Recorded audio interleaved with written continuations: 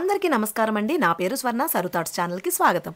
శ్రీరామనవమి రోజున ఏం చేయాలి? ఏం చేయకూడదో, ఏ వస్తువులు ఇంటికి తెచ్చుకోవాలి, అలాగే సీతారాముల కళ్యాణ తలంబ్రాల శుభముహూర్తం ఏ సమయంలో ఉందో చకచక ఈ వీడియోలో తెలుసుకుందాం. హిందూ క్యాలెండర్ ప్రకారం చైత్ర మాసం శుక్లపక్షం నవమి తిథి ఏప్రిల్ 5న సాయంత్రం 7:26 ప్రారంభమవుతుంది. ఆ తిథి మరుసటి రోజున ఏప్రిల్ 6న సాయంత్రం 7:22 ముగుస్తుంది. ఉదయ తిథి ప్రకారం శ్రీరామనవమి ఏప్రిల్ 6న జరుపుకుంటారు. శ్రీరామనవమి రోజున పూజకి శుభ సమయం ఉదయం 11:08 నుంచి మధ్యాహ్నం 1:39 వరకు ఉంటుంది. ఈ రోజున మనకి రామయ్య పూజ కోసం మొత్తం 2:31 సమయం లభిస్తుంది. శ్రీరామచంద్రునికి సీతామాతకి తలంబ్రాలు సమర్పించే సమయం వచ్చేసి ఏప్రిల్ 6వ తేదీ మధ్యాహ్నం 12:26. మన పెద్ద పండుగలలో చివరి పండుగ శ్రీరామనవమి. ఈ శ్రీరామనవమి పండుగ శ్రీరామునికి జన్మదినం సందర్భంగా జరుపుకుంటారు. అలాగే ఈ రోజున శ్రీరామునికి పట్టాభిషేకం, సీతారాముల వారి కళ్యాణం చేస్తారు. ఈ సుందర దృశ్యాన్ని వీక్షించడానికి జనులందరూ హాజరవుతారు. శ్రీరామనవమికి ఎంతో ప్రాధాన్యత ఉంది. ఈ పండుగను ఎంతో ఘనంగా ఊరూరా, వాడవాడలా, పట్నాలతో ఎంతో ఘనంగా జరుపుకుంటాము. సీతారాముల కళ్యాణం తర్వాత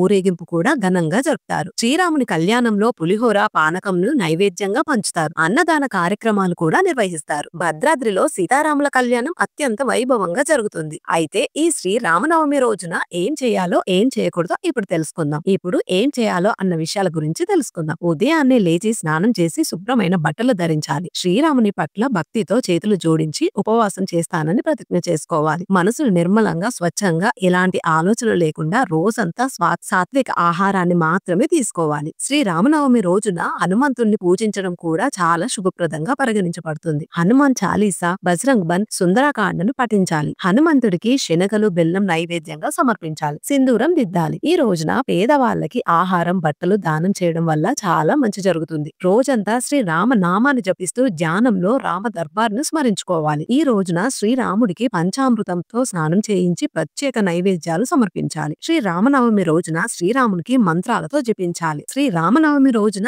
ఏమేం పనులు చేయకూడదు? శ్రీరామనవమి రోజున ఉల్లిపాయలు, వెల్లుల్లి, మాంసం, మద్యం వంటి తామసిక పదార్థాలు తినకూడదు. ఈ రోజున సాత్విక ఆహారం మాత్రమే తీసుకోవాలి. ఈ రోజున ఎవరిని అవమానించకూడదు లేదా అసభ్యకరమైన భాషను ఉపయోగించకూడదు. శ్రీరామనవమి రోజున అబద్ధం చెప్పవద్దు, సత్యాన్ని అనుసరించాలి. ఈ రోజున ఎవ్వరితోనూ గొడవ పడకుండా ఉండడానికి ప్రయత్నించాలి. ఈ రోజున ఇంటికి వచ్చే ఏ వ్యక్తికైనా ఖాళీ చేతులతో వెనక్కి పంపవద్దు. ఈ విషయాలపై శ్రద్ధ వహిస్తే సరిపోతుంది. అయితే ఇక్కడ మరొక ముఖ్యమైన విషయం ఏమిటంటే శ్రీరాముడికి చాలా ఇష్టమైన విషయాలు కొన్ని ఉన్నాయి. అలాగే కొన్ని వస్తువులు కూడా ఉన్నాయి. ఈ పండుగ రోజున రామయ్యకు ఇష్టమైన వస్తువులను ఇంట్లోకి తెచ్చుకుంటే శ్రీరాముని ఆశీర్వాదాలు ఎల్లప్పుడూ మనతో ఉంటాయి. అలాగే హనుమంతుడు, లక్ష్మీదేవి ఆశీస్సులు కూడా మన కుటుంబంపై ఎల్లప్పుడూ ఉంటాయని నమ్మకంతో ఈ పనులు చేయాలి. అయితే శ్రీరాముడికి ఇష్టమైన వస్తువులు ఏంటంటే పసుపు వస్త్రాలు. శ్రీరామనవమి రోజున శ్రీరామునికి ఎంతో ఇష్టమైన పసుపు వస్త్రం లేదా కొంత మొత్తంలో బంగారాన్ని ఇంటికి కొని తీసుకొస్తే ఎంతో శుభప్రదం అని నమ్మకం. ఇలా ఆ రోజున చేస్తే లక్ష్మీదేవి ఎంతో సంతోషం కలుగుతుందట. భక్తులు ఇంట్లో సిరి సంపదలు, సుఖ సంతోషాలు కలిగే అవకాశాలు ఎక్కువగా ఉంటాయి.